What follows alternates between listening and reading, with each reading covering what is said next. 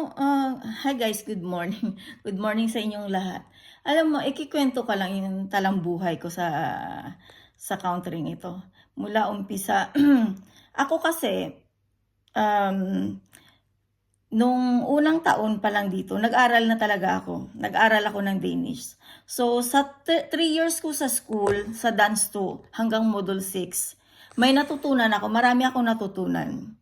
Pero ako yung tipong taong mahiyain ako.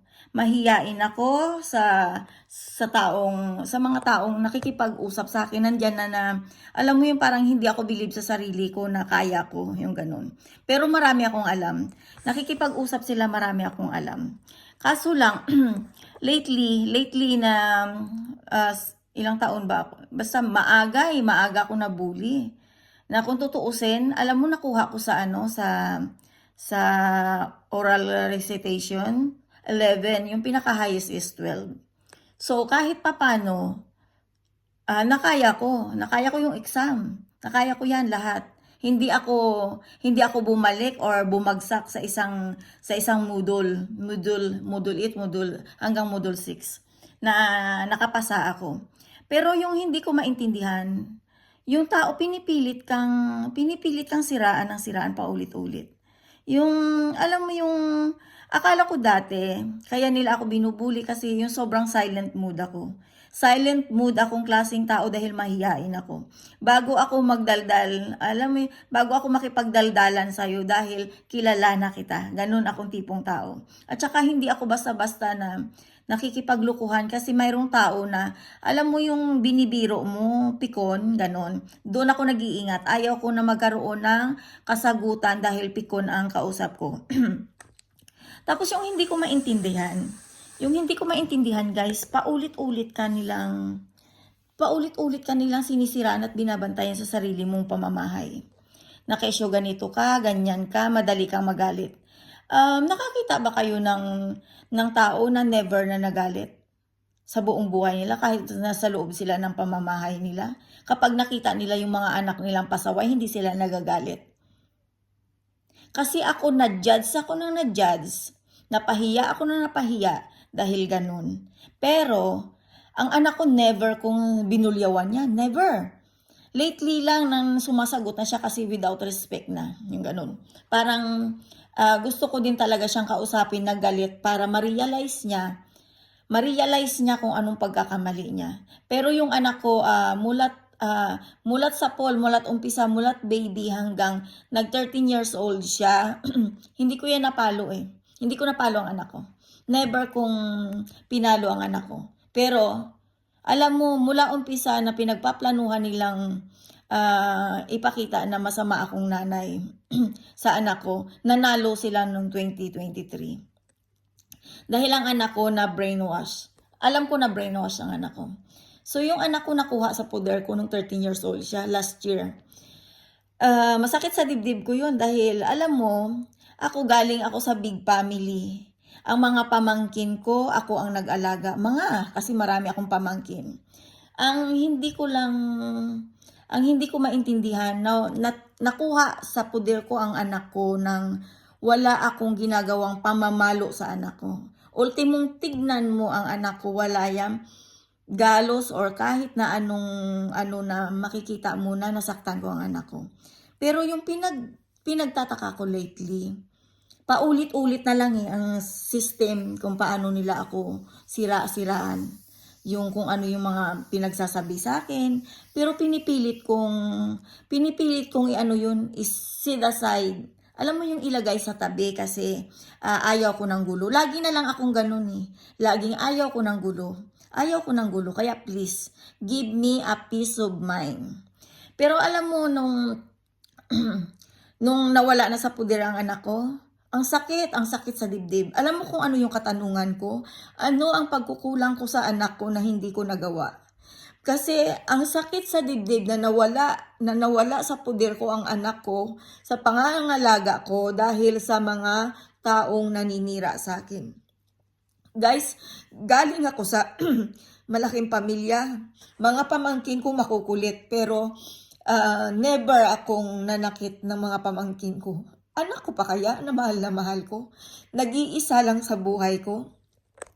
Pero yung, yung hindi ko maintindihan, gumagamit sila ng Pilipina para magbulya sa aking tenga, para magingay sa tenga ko. Pinipilit ko ring lumayo. Pinipilit kong lumayo kasi ako yung tipong taong ayaw ko ng gulo. Mula Ohos, Lingbe, hanggang sa nakarating kami sa Grino na to. Ayaw ko ng gulo, ayaw ko ng ingay. Dahil galing ako sa malaking pamilya, punong-puno ng saya ang pamilya namin. Galing ako sa pamilya na kung saan lumaki kami ng tinuruan kami ng tatay namin at nanay namin ng respeto. Pero nakakawalan pala ng respeto, no? Yung pilit kang dinadown pa ulit-ulit. Pero pinipilit ko rin manahimik. Yes, pinipilit ko. Alam mo yung kung ano, yung pang-criticize na eh. Pang-criticize na yung ginagawa nila. Yung, alam mo, bagay na gusto kanilang gawing perpekto. Pero sila ang may pagkukulang. Pinipilit ka nilang gawin mo to dahil kailangan. Alam mo, nagpasalamat ako na nakarating ako sa countering ito eh. Dahil alam ko, ang countering na to ay akala ko hindi mahigpit. Pero yung ginagawa sa akin, hindi na ordinary. Hindi na ordinary. Kasi ako, gusto ko ng katahimikan. Gusto ko na uuwi ako galing sa trabaho kung saan man ako galing. Mag-aaral ako. Magbabasa ng newspaper at kung ano ang gagawin ko. Pero yung, alam mo yon, nai-involve na yung kulam para patayin ako. Nakakainis. Nakakainis. Pero magpapasalamat pa rin ako kay Lord dahil binigyan niya ako ng katawan na malakas ako. At nakayanan ko yun. Bilang albularyo, nakayanan ko yun. Nakayanan ko. Pero muntikan lang ako mabaliw. Ganun pala yun. Bago ka maging albularyo, dadaan ka sa mga pagsubok kung paano mo makayanan. Pero alam mo, kung bumalik ako dito, bumalik ako para sa anak ko. Hindi para manggulo. Para hindi manggulo ng kapwa ko. At lalong hindi mangbantay ng kapwa ko. Tapos alam mo yung ginagawa nila. Kapag nagdadaldal ako ng yung kunwari, may naririnig ako eh. Hindi ko lang alam guys kung saan nila in-install ang camera para bantayan ako. Hindi ko lang alam. Dahil mula umpisa, ginawa akong baliw dahil sa bagay na yan. Nasaan ang camera? Yun ang katanungan. Hanggang ngayon, hindi ko alam ang sagot. Pero pilit pa rin akong ginagawang abnormal ng paulit-ulit dahil sa bagay na yan.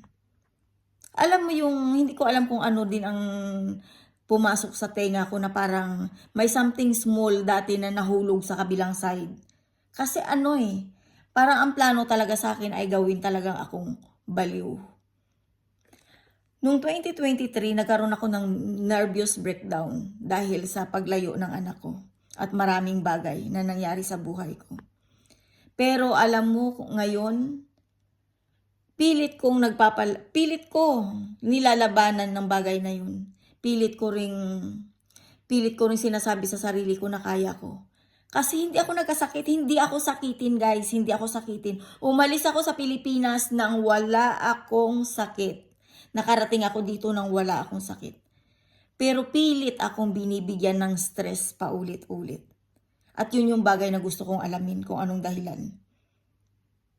Silent mood si Rogelia pero gusto kong alamin. At kapag nalaman ko, malalaman nyo rin guys galing sa bunganga ko. Wala lang sa puder ko ang anak ko. Nakikita ko yung anak ko once a month.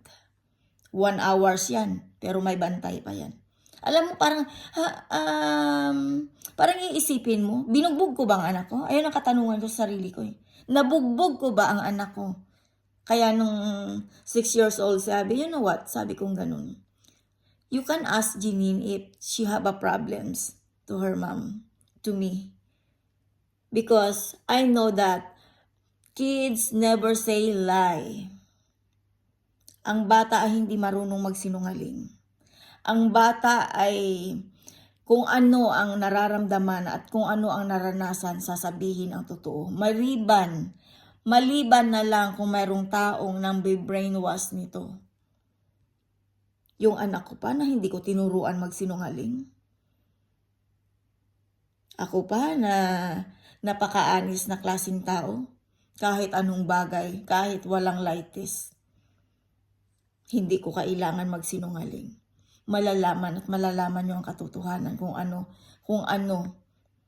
ang gusto nyong malaman sa akin. Pero ang katanungan, bakit nyo ako binabantayan nang nababastos na ako in public? Binabastos ako ng mga lalaki, naranasan kong minamanyak na ako dahil sa kagagawan nyo. Tinigil nyo ba? Ang katanungan, tinigil nyo ba? Para matanggalan ako ng, alam mo yung matanggal ang inis ko? Kasi, lumaki ako sa bahay namin ng bambu lang ang bahay namin dati. Pero hindi ko naranasang nabusuhan. Hindi ko naranasan na mayroong taong nanilip sa akin. Kaya lumaki kaming magkakapatid ng walang nambabastos sa amin. Hindi ako nabastos. Pero yung hindi ko maintindihan kung saan na matanda na ako, nabastos ako dahil sa kapabayaan nyo. Hirap, no? Hirap ng kalagayan ko sa totoo lang. Marami akong katanungan sa sarili ko na hindi ko mahanap ang kasagutan. Yun lang guys, sinishare ko lang sa inyo kasi mahirap pala, no? Mahirap pala yung kalagayan. Mahirap talaga ang kalagayan ko. Kasi pinipilit kang bastusin kahit hindi mo naranasan nung elementary ka, nung bata ka hanggang sa naging high school ka, hanggang sa nagkaroon ako ng trabaho sa Manila. Walang nambubuso sa akin. Pero dahil sa kaanuhan ng mga utak ng tao, kung paano maglagay ng high-tech camera nang hindi ko nakikita, nabusuhan ako. Nabusuhan ako, guys.